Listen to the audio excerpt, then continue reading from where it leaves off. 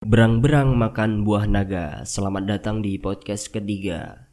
Kemarin di episode kedua kita sudah mengulas alasan mengapa bahasa nasional bukan bahasa Jawa. Di episode ketiga ini kita akan membahas topik seputaran tentang Jawa, masih di seputaran tentang Jawa. Kalau teman-teman pernah mendengar orang Jawa itu menyebut angka 25 dengan sebutan selawe, terus angka 50 itu seket, terus angka 60 itu swida. Ya ini sama halnya seperti kalau di Jakarta penyebutan gocap, gopek, goceng, cepek, ceban itu kan juga kerap kali digunakan untuk mengganti besaran nominal rupiah tertentu. Kalau di Jawa penyebutan tadi selawe, seket, swida itu ternyata ada sebuah makna yang sangat mendalam, dan saya yakin gak semua teman-teman orang Jawa itu memahami hal ini. Jadi terkait dengan penyebutan angka atau bilangan di Jawa itu ada hubungannya dengan fase-fase kehidupan manusia. Dari angka 1 dan seterusnya itu ada maknanya. Dan kita bahas di sini adalah angka 25, 50 dan 60. Angka 25 itu kan disebut dengan selawe. Nah, selawe ini berbeda sendiri penyebutannya dengan teman-temannya, yaitu dari 21 hingga 29. Kalau 21 kan disebut selikur, terus 22 itu kan rolikur, 23 tulikur, dan seterusnya. Nah, apa sih arti kata likur?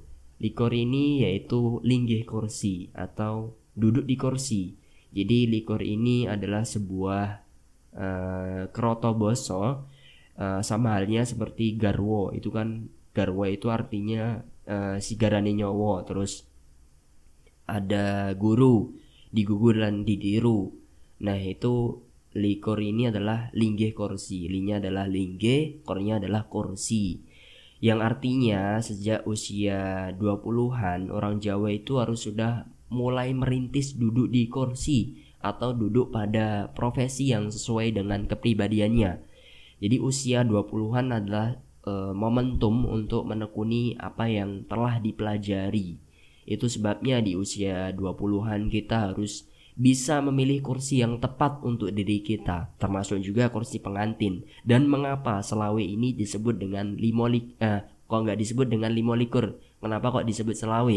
Ya karena memang ini adalah angka yang spesial, yang artinya adalah selawe itu seneng-senengnya lanang lan wedok, yaitu masa bersenang-senang antara laki-laki dan perempuan.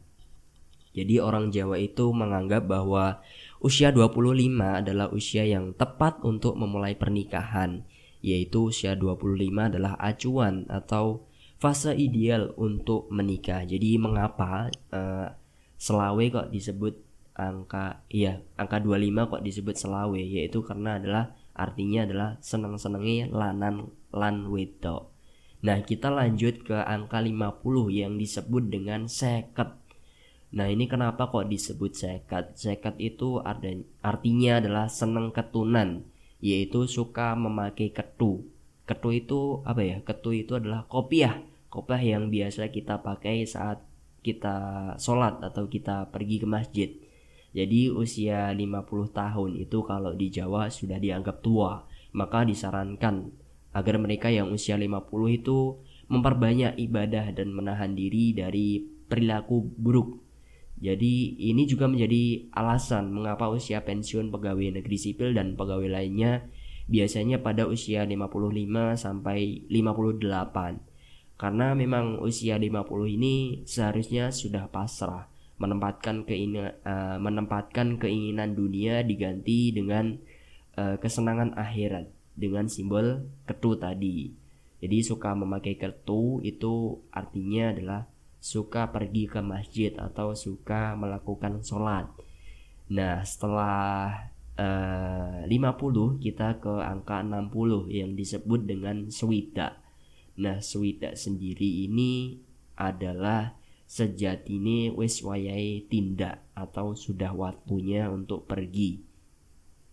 Jadi kalau kita sudah berumur 60 tahun, maka seharusnya semua tujuan kita bukan lagi untuk dunia, tapi semuanya semata-mata untuk Tuhan.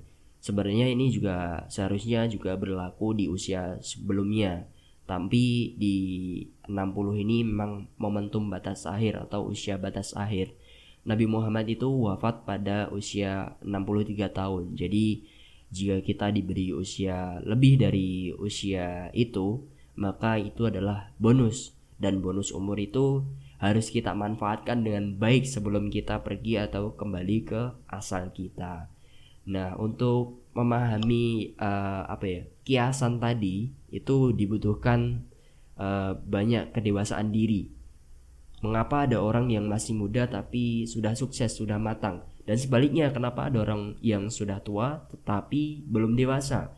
Karena ya memang usia bukanlah ukuran kematangan mental atau kedewasaan. Kalau iklan di TV, iklan rokok itu, tua itu pasti, dewasa itu pilihan. Dan itu memang benar, untuk menjadi dewasa kita membutuhkan ilmu. Dan fase-fase dalam Jawa tadi itu hanyalah sebagai acuan.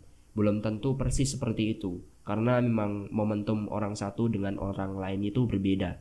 Jatah usianya pun juga berbeda, tapi setidaknya ketika kita belajar hal ini, kita bisa jadi punya acuan sehingga tidak banyak keluar dari jalur. Jadi yang bisa kita ambil dari pembahasan tadi yaitu ternyata masyarakat Jawa itu punya cara yang mudah untuk memahami atau membaca siklus hidup. Kalau mau nikah itu di usia berapa pantasnya, mengejar karir itu kalau sudah menginjak usia berapa, atau bahkan fase untuk benar-benar fokus beribadah pun sudah diperkirakan. Jadi masyarakat Jawa itu percaya bahwa kabeh ono wayahe dewe-dewe, semua ada masanya sendiri-sendiri. Untuk itu kita yang sudah tahu tentang hal ini atau fase dalam kehidupan ini, itu kita harus berhati-hati betul dalam menentukan langkah dan resolusi hidup yang akan diambil. Nah, mungkin untuk episode ketiga ini kita cukupkan pembahasannya. Mungkin saja ini ada manfaatnya. Terima kasih sudah menyimak hingga akhir. Berang-berang pergi ke Eropa. Oke, sampai jumpa.